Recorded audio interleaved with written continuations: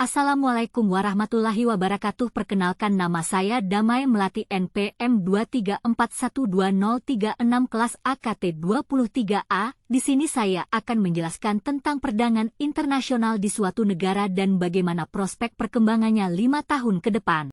Perdagangan internasional adalah transaksi ekonomi yang dilakukan oleh suatu negara dengan negara lain, baik secara individu maupun pemerintah.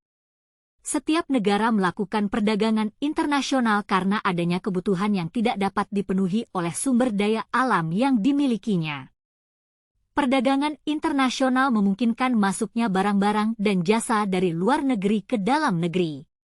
Jika barang dan jasa dari luar negeri lebih banyak dan lebih diminati oleh masyarakat dibandingkan produk dalam negeri, maka hal itu akan berdampak buruk bagi perekonomian dalam negeri. Oleh karena itu, pemerintah perlu membuat suatu kebijakan perdagangan internasional. Perdagangan internasional sangat mempengaruhi pertumbuhan ekonomi suatu negara. Salah satu indikator pertumbuhan ekonomi adalah dengan produk domestik bruto, PDB.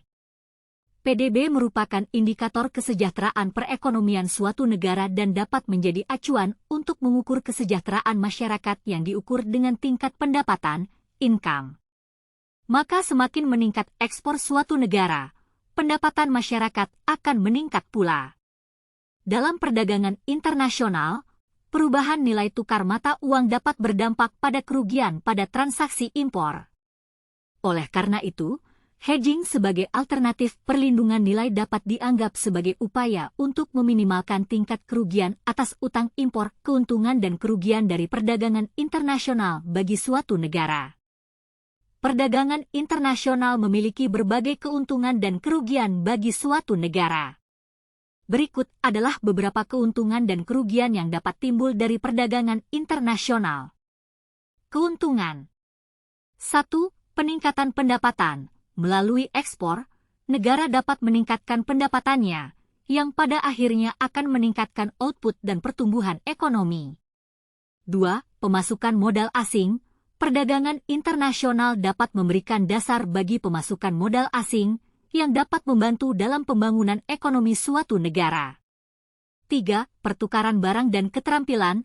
Perdagangan internasional memungkinkan pertukaran barang dan keterampilan yang merupakan perangsang bagi peningkatan teknologi. 4. Peningkatan standar hidup. Keberadaan perusahaan multinasional melalui penanaman modal asing dapat meningkatkan taraf hidup sebagian masyarakat dan memberikan masukan pada devisa bagi negara. Kerugian 1. Persaingan yang merugikan. Jika barang dan jasa dari luar negeri lebih diminati oleh masyarakat dibandingkan produk dalam negeri, hal itu dapat berdampak buruk bagi perekonomian dalam negeri. 2. Hambatan dalam perdagangan. Terdapat hambatan dalam melakukan perdagangan internasional, baik yang berasal dari dalam maupun luar negeri, seperti ketidakamanan suatu negara dan kebijakan ekonomi internasional yang dilakukan oleh pemerintah. 3. Kerugian pada transaksi impor. Fluktuasi nilai tukar mata uang dapat mempengaruhi kerugian pada transaksi impor, sehingga diperlukan alternatif lindung nilai seperti hedging untuk meminimalisir tingkat kerugian.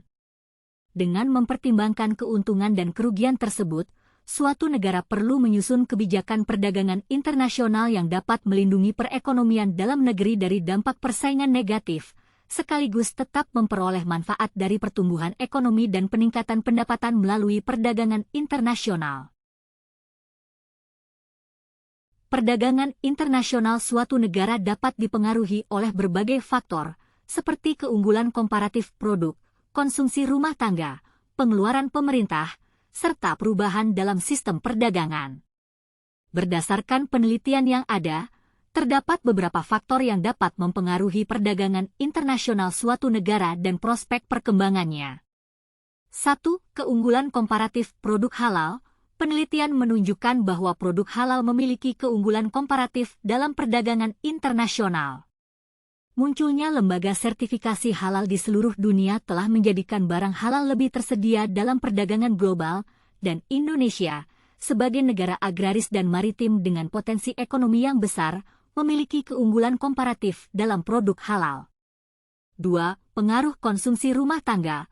Pengeluaran pemerintah, dan perdagangan internasional terhadap pertumbuhan ekonomi. Penelitian menunjukkan bahwa konsumsi rumah tangga, pengeluaran pemerintah, dan perdagangan internasional memiliki pengaruh langsung dan tidak langsung terhadap pertumbuhan ekonomi. Meskipun hasil pengujian hipotesis menunjukkan bahwa beberapa faktor tersebut tidak berpengaruh secara signifikan, namun hal ini menunjukkan kompleksitas hubungan antara faktor-faktor tersebut dan pertumbuhan ekonomi. 3. Pengaruh MEA terhadap sistem perdagangan Indonesia. Penelitian ini menyoroti pengaruh masyarakat ekonomi ASEAN, MEA, terhadap sistem perdagangan Indonesia.